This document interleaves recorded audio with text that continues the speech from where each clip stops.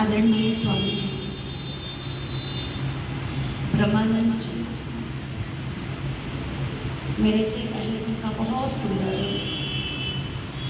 उद्बोधन आचार्य श्री सुना, सुश्रुत स्वामी जी, आदरणीय बहन कनु आर्या का बहुत सुंदर भजन पेश आपके में रखे। हमारा पूरा प्रेषक परिवार मंच पर विराजमान आदरणीय श्री धर्मवीर जी, पवित्र आर्य समाज के महान व्यक्ति जिन्होंने यज्ञ संपन्न कराया, आदरणीय माता मनोज आर्य जी, इस पवित्र आर्य समाज के लिए प्रधान जी, मंत्री जी, कोषाध्यक्ष, सभी कार्यकारिणी के सदस्य, अधिकारी वृंद, धर्मनिष्ठ बंधुओं, पूजनीय वंदनीय मातृशक्ति विद्यालयों से पधारे हुए भाई और बहन,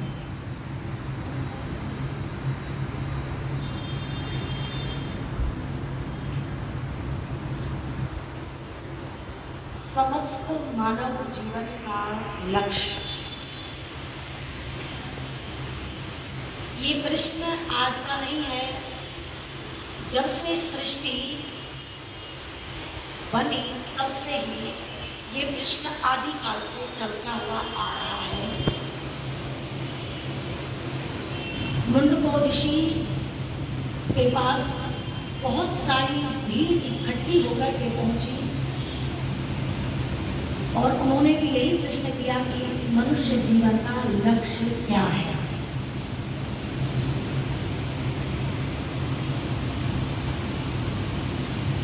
वो कहते हैं कि ऐसे सुख को प्राप्त करना है जिसमें किसी भी प्रकार की कोई बाधा ना हो।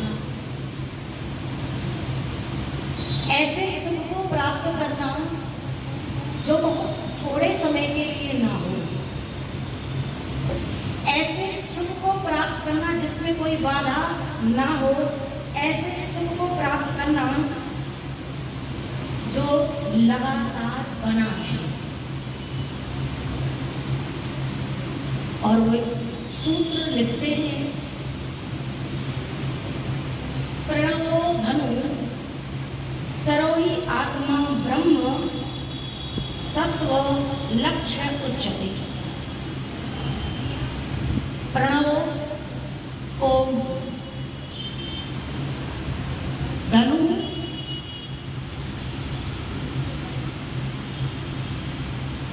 जो ओम है, जो प्रणव है, वो क्या है? धनुष है। क्या है? प्रणव, धनुष।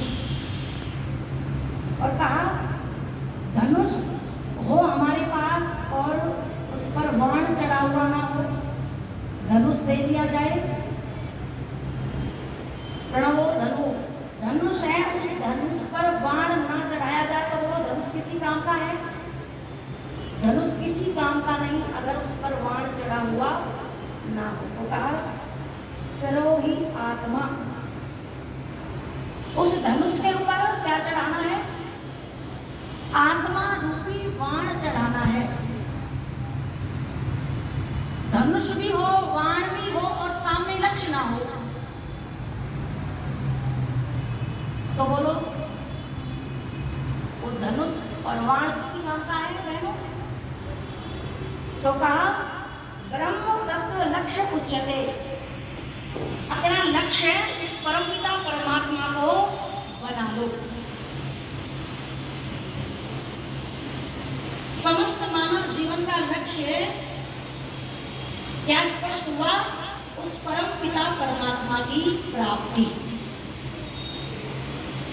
जिसको प्राप्त करने के बाद कुछ अप्राप्त नहीं रह जाता, जिसको जानने के बाद कुछ भी जानने योग्य नहीं रह जाता। ये श्रावणी उपाकर्म पर्व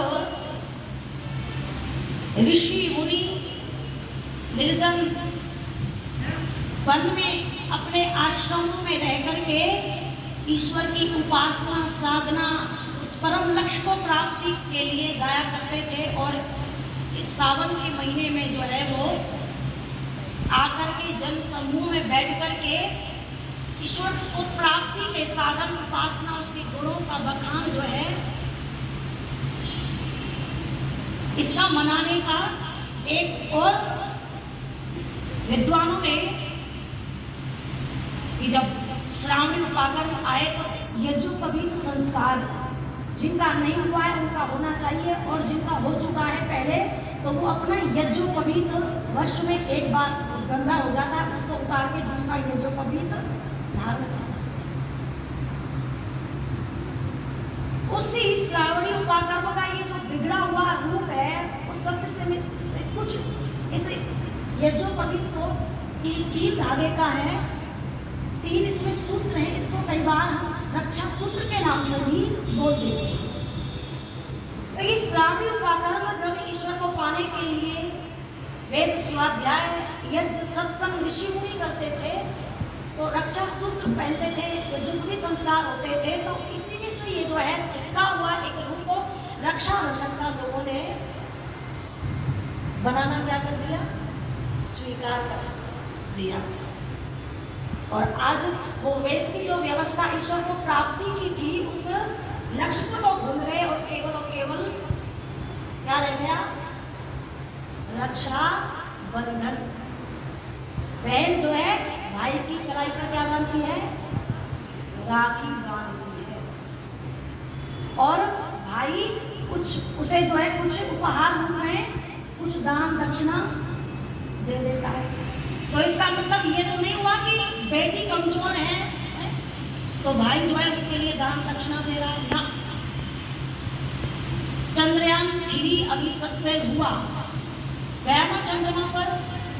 अच्छा बताओ, इसरो रिसर्च में जो वैज्ञानिक महिलाएं कार्य कर रही हैं वो लोग, उनको किसी की सहायता की आवश्यकता है। पूरे देश के अंदर जो है सबके दिलों में छा गई, आकाश में उड़ करके आसमान में, नाम क्या था, कल्पना चावला।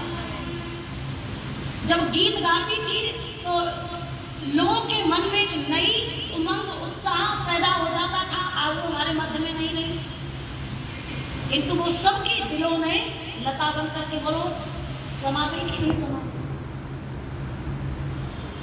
सबके दिलों में लता बन करके समा गई, सबके दिलों में जो है आकाश में कल्पना चावला बन करके उड़ गई। अच्छा बताओ, उस बेटी को किसी की सहायता की जरूरत है? किसी की सहायता की जरूरत नहीं है। हाँ, विवाह जब संस्कार होता है, कल थोड़ी सी चर्चा मैंने की थी, परिवार तब बनता है जब स्त्री और पुरुष दो परस्पर मिलते हैं। उसमें जो है भाई पीछे खड़ा होकर के खील बहन के हाथ में भरता है। अच्छा आप जानते हो कि खील की ही आहुतियां लाजा हो, हवन जिसको कहते हैं, वो खील की आहुतियां उसमें क्यों डाली जाती हैं? इसका वैज्ञानिक कारण यह है कि इस दुनिया में खील से सफेद वस्तु कोई होती ही नहीं है। और उसका एक कारण है कि जो चावल हम खाते हैं ना, जो धान पैदा करता है किसान, पहले उसकी पौध तैयार करता है कि नहीं करता?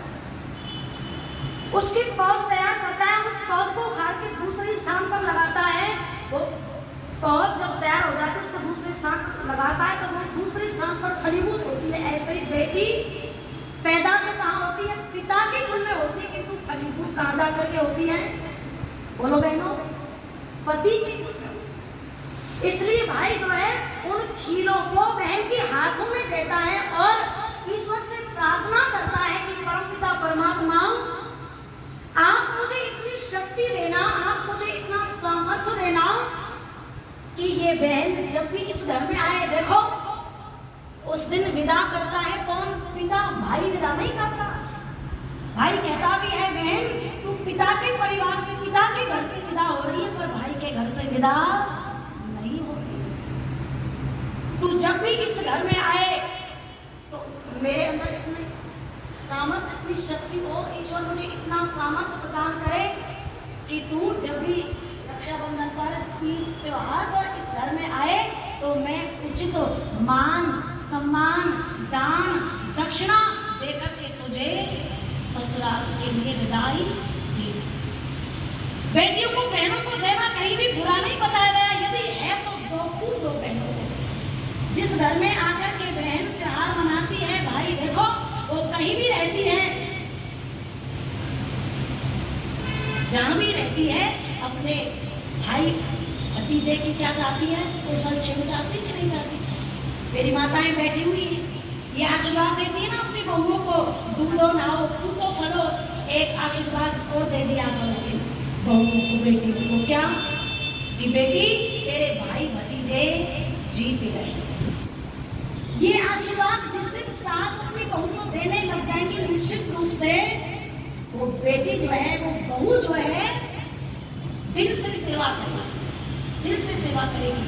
भाई के यहाँ आई, जो कुछ दिया उसे जो है बड़े प्रेम से बड़े सम्मान से लेकर के जाती है। कहीं भी रहती है अपने परिवार का भला चाहती है, कुशल क्षेम चाहती है। और देखो माता पिता, बड़ी सुंदर चर्चा गृहस्थ जीवन की। गृहस्थ जीवन को चलाने के लिए बड़े सिद्धांत ऋषियों मुनियों ने दिए। बेटी जब परिवार से विदा होती है, उसका विवाह पिता कर देता है, तो पिता क्या कहता है, साम्राज्य भव। बेटी तो क्या बन जाना, साम्राज्य बन जाना। साम्राज्य बनने का मतलब क्या है, जिस परिवार में तू जा रही है, उस परिवार के सदस्यों के दिल पर, मन पर अपना राज्य कायम कर लेना, स्थापित कर लेना। जिस पति के परिवार में तू जा रही है, उस पति के भाई बहन के मन पर, माता पिता के मन पर जिस दिन तू राज्य स्थापित कर लेगी मन पर, उस दिन तू क्या बन जाएगी, साम्राज्य बन जाएगी। और ये जो राज्य स्थापित होता है ना मन पर, ये सुंदरता से नहीं होता, ये दहेज से नहीं होता, और ना ये साड़ी गहने ले जाने से होता। ये एक ही तरीके से होता है, जब बेटी ससुराल में जाकर के अच्छा व्यवहार करती है, त्याग समर्पण करती है, मीठा मधुर बोलती है, तो वो क्या बन जाती है, साम्राज्य बन जाती है। इसलिए माता पिता कहते हैं जाओ बेटी साम्राज्य भवन, उस परिवार में जाकर के क्या बन जाना, साम्राज्य। इसलिए बेटी को एक कुल का नहीं, कितने कुलों का दीपक कहा, 2 कुलों का दीपक कहा। आओ एक गीत सुनाती हूँ कि छोड़ कर चली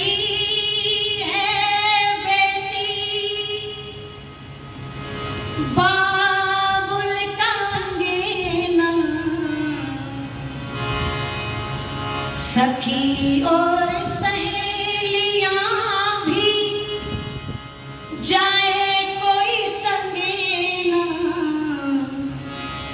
आने वाले शान रखना, अपने घर का ध्यान रखना, जिंदगी बिताना स्वाभिमान से, बोलना मधुर जैसे रहना, इस भांति रहना जाके ससुराल में, बोलना मधुर जैसे रहना, इस भांति रहना जाके ससुराल में, मान ये दुलारी मेरा कहना, इस भांति रहना जाके ससुराल में। बहुत कुछ पड़ेगा लाने सहना, पर कुछ ना कहना जाके ससुराल में, मांगे दुलारी मेरा कहना, इस भांति रहना जाके ससुराल में। माता की जो याद आए सासू को जानना, माता की जो याद आए सासू को जानना, पिता की जो याद आए ससुर जी को मानना, देवरानी का आदर करना, जिठानी का आदर करना, प्यारी समझना अपने प्राणों से, वो भी है तेरी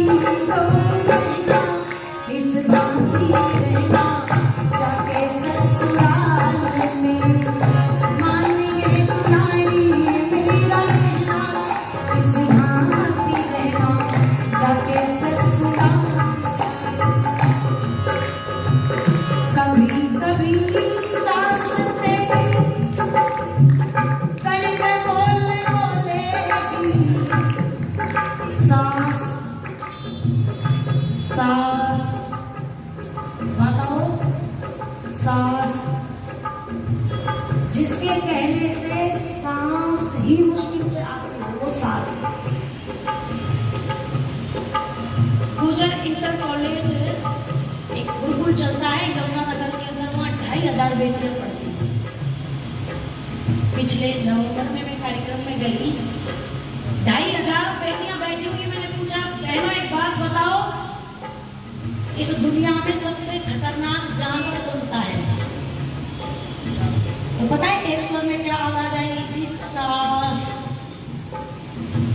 सांस से खतरनाक जंतु कोई इस दुनिया में नहीं है। देखो, दो विधि है,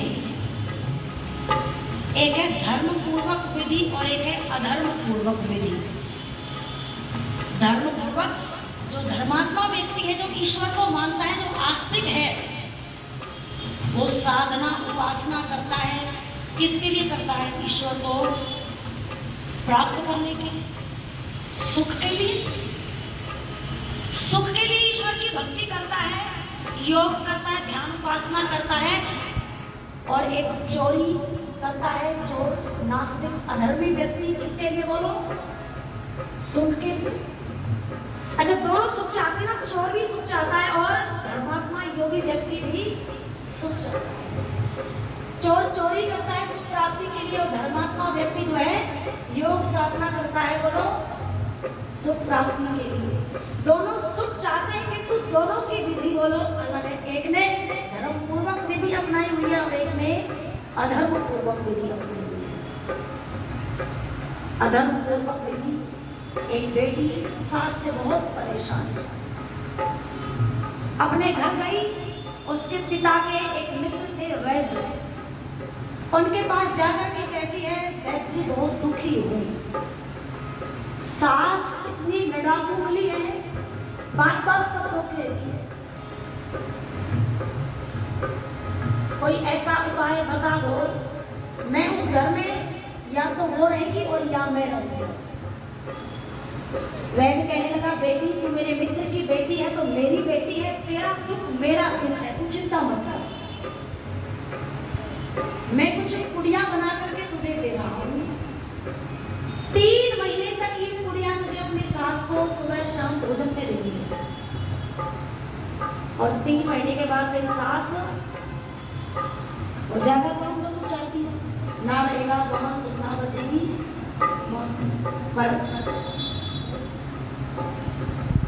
कुछ शर्त है। बोले क्या बेटी? आप जो बोलोगे वो करोगे। बोले एक तो भोजन स्वादिष्ट बनाना है, सुबह शाम दोनों समय बहुत अच्छा भोजन जिससे खा करके प्रफुल्लित हो जाए। और एक और बात का ध्यान रखना, अच्छा व्यवहार करना, मीठा बोलना है, लड़ाई झगड़ा नहीं करना। वो चाहे कुछ भी कहे पर तू शांत रहना, तू चुप रहना, तू कुछ मत बोलना। बोले बेटी कोई ऐसा उपाय नहीं हो सकता कि एक साथ में जो है जाते घटना टूट जाए? बोले ऐसा विश्व भी दे सकता हूँ, किंतु पूरा का पूरा एग्जाम तेरे ऊपर आ जाएगा एकदम से कर देगा। इसलिए मैं मंद विष दे रहा हूँ, स्लो पॉइजन, जो धीरे धीरे असर करेगा। तेरा व्यवहार जब बदलेगा तो फिर किसी को शक नहीं होगा कि बहू सास को मार सकती है। कहते ही लेकर के वो ससुराल आ गई, भोजन बनाया, एक पुड़िया शाम को एक पुड़िया सुबह, दोनों समय देने लगी। कहते हैं 1 महीना पूरा व्यतीत हो गया। सास कुछ भी कहती है, ये पलट करके उत्तर नहीं देती, लड़ती झगड़ती नहीं है, बुरा नहीं बोलती, बड़े प्रेम से जो है ये पुड़िया दिए जा रही है। सास ने देखा कि बहू के अंदर तो परिवर्तन आ गया। बहू के अंदर जब परिवर्तन देखा तो इस सास का हृदय भी परिवर्तित हो गया, बदल गया। ये भी अब बहू को जो है बेटी की तरह मानने लगी, तो टाकी बंद कर दी। और कहते हैं बड़ा प्रेम इसने सास बहू के अंदर हो गया। अब ये सास ना बहू के बिना रह पाती और ना बहू सास के बिना रह पाती, दोनों में बहुत अच्छी मित्रता हो गई। इस बहू का जो है वो माथा जो है, बुद्धि जो है बदल गई। अरे ये तो बहुत अच्छी सास है, अगर ये मर गई तो फिर ऐसी सास कहाँ मिलेगी। दौड़ी दौड़ी उस वैद्य के पास गई और कहती है, वैद्य जी जो स्लो पॉइजन की पुड़िया आपने 1 महीना हो गया देते देते, पर अब वैद जी मैं अपनी सास को मारना नहीं चाहती। वो तो बड़ी अच्छी है, उसका तो हृदय परिवर्तन हो गया, मेरा हृदय परिवर्तन भी हो गया। अब मैं नहीं चाहती कि मेरी सास मरे। अब वैद जी मैं तो उन कुड़ियों को दूंगी नहीं, कोई नुकसान तो नहीं होगा, मेरी सास को कुछ ऐसी दवा बता दूंगी वो ठीक ठाक स्वस्थ है। तो वैद्य ने कहा कि बेटी मैंने जहर दिया ही कहा था, मैंने जहर दिया ही कहा था। मैंने तो ताकत की पूरी दी थी अपनी सास का वजन तोड़ करके देख लेना, 4-5 किलो वजन बढ़ा लिया। जहर यदि कहीं था तो कहाँ था बोलो? तेरे मस्तिष्क में था, तेरे मन में था। अच्छा बताओ, बहू ने कौन सी विधि अपनाई? बहू ने अधर्म पूर्वक विधि अपनाई और वैद्य ने धर्म पूर्वक विधि अपनाई। जो धर्म पूर्वक विधि अपनाता है निश्चित रूप से वो सुखी रहता है, जो अधर्म पूर्वक विधि अपनाता है वो थोड़ी देर के लिए तो सुखी हो सकता है, किंतु उसको जो है आत्मिक उन्नति, आत्मिक सुख प्राप्त नहीं। इसलिए जो सास ये मानती है, एक बहू रोटी बना रही है, घी का पात्र जो है नीचे गिर गया, कहती है घर में आई नहीं कि नुकसान कर दिया। एक और दूसरी सास है, बहू से नुकसान हो गया घर में, कहती बेटी कोई बात नहीं, सामान तो फिर आ जाएगा, और तुझे कोई चोट तो नहीं आई, है ना। वो घर को बनाने का कार्य करती है और जो बात बात पर भड़कती है। बहू रोटी बना रही है, इसकी रोटी जल गई, इसने कहा तेरी माँ ने तुझे रोटी बनाना भी नहीं सिखाया। तो ये कहती इनकलाब जिंदाबाद, स्वतंत्रता चाहिए। ये अपने कमरे में सो गई, वो अपने कमरे में सो गई, दोनों भूखी सो गई। अब इनकी एक बड़ी अच्छी आदत थी, जब सुबह प्रातःकाल होता था तो ये बहू जो है नमस्ते करती थी और सास इसको गले से लगाती थी, आशीर्वाद देती थी। सुबह प्रातःकाल हुआ, ये बहू भूल गई कि रात को क्या हुआ, सास भूल गई रात को क्या हुआ।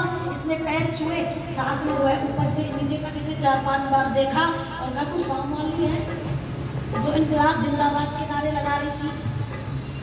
हृदय से लगा लिया। जब बहू ने पैर छुए तो सास ने हृदय से लगा लिया। बोलो लड़ाई मिट गई कि नहीं मिट गई? और बढ़ाना चाहे तो कितना भी। इसने लिखा कभी कभी सास तेरी कड़वे बोले बोलेगी, मारी मार ताने तेरे कलेजे को छुएगी। कभी कुछ तू बोलना ना, अपना मुख तू बोलना ना, नीचे झुकाए रखियो लेना, पर कुछ ना कहना जाके ससुराल में। मानिए तुम्हारी मेरा कहना, इस भांति रहना जाके ससुराल में। बहुत कुछ पड़ेगा लाडो सहना, पर कुछ ना कहना जाके ससुराल में। मानिए तुम्हारी मेरा कहना, इस भांति रहना जाके ससुराल में। कंठ श्री कंठ तेरा कोयल के समान हो, कंठ श्री कंठ तेरा कोयल के समान हो। होठों की लाली तेरी मधुर मुस्कान हो, होठों की लाली तेरी मधुर मुस्कान हो। भलाई की बिंदिया तेरी नेति की नथुलिया बेटी, भलाई की बिंदिया तेरी नेति की नथुलिया बेटी। पहन के चली जा आज शान से, लज्जा है बेटी तेरा कहना, इस भांति रहना जाके ससुराल में। मानिए तुम्हारी मेरा कहना, इस भांति रहना जाके ससुराल में। बहुत कुछ पड़ेगा लाडो सेना, पर कुछ ना कहना जाके ससुराल में। आए अतिथि उसका करना सत्कार तू,